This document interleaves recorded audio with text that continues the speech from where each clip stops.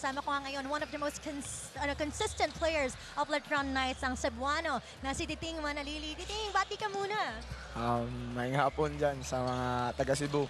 Yes, maayong hapon. Titing, kanina nga nabanggit ko, we're one of the most consistent players and siguro nga sanay ka na ini-interview yung ganito. Actually, mga ka-NCA, hindi niya in-expect siguro na i-interview siya na kaya nagpalit na si Titing. Sabi niya pa kanina, okay lang ba yung suot ko? Pero Titing, going back sa iyong consistency, ano ba yung sikreto mo? Bakit continuously maganda yung laro mo? Parang wala kang bad games. Ano yung patuloy mong ginagawa? Siguro di ko naman matawag na consistency siguro kasi nga on stats nakita ko naman talagang yun nga di ko in-expect na ako yung maano dito kasi nga ang kalat ko kanina, di ko ma-feel yung sarili ko na yun yung laro ko. Yun sabi ko lang naman di naman dito matatapos yung pagbabasketball ko, kumbaga may araw pa or may game pa para makabawi ako. And yun mag-prepare na lang ako para sa next game. Wala, iiwan ko na dito yung kung ano man yung nangyari.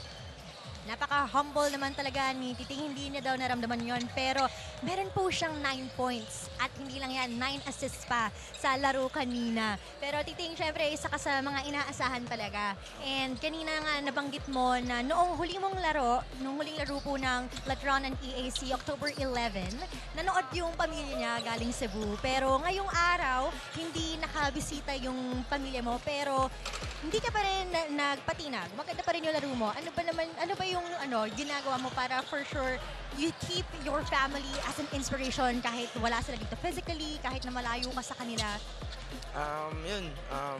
Every game, every day, kahit practice, talagang inspiration yung family ko, lalo na yung mama at papa ko. Lagi ko lang sila iniisip. Ginagawa ko naman to para sa kanila. Siyempre, on me, para sa akin din to, pero yung besides or sa likod nun, sila yung kinukuha ng ulang lakas dahil ginagawa ko to para sa kanila. Kanina nga, natanong ko si Titing, kailan ka ba huling nakabisita sa Cebu? Sabi niya medyo matagal na rin kasi locked-in talaga siya.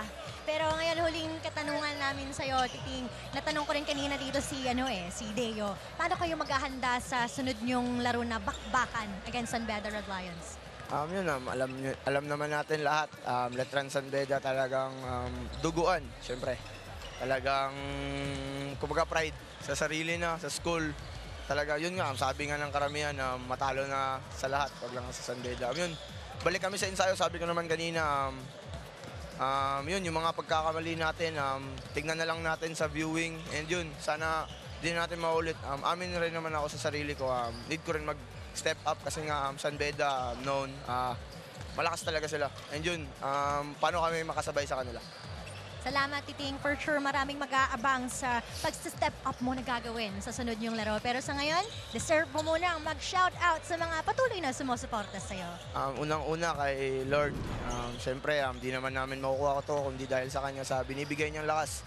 And sa family ko sa Cebu, sa Manalili family, kay mama, kay papa, and sa mga ate ko, sa kuya ko, and sa mga taga-Careta, taga-Lorega, Team Busog, siyempre, kay Boss, 14BF, Boss Frank Lau, and kay Boss Jacob, and kay Maya. And yun, sa mga prof ko, sa alumni, sa Letran, and sa buong mga sumusuporta sa Letran. Thank you. Maraming salamat ulit, Titing. At syempre naman, balik muna tayo kay Morgan and Enzo.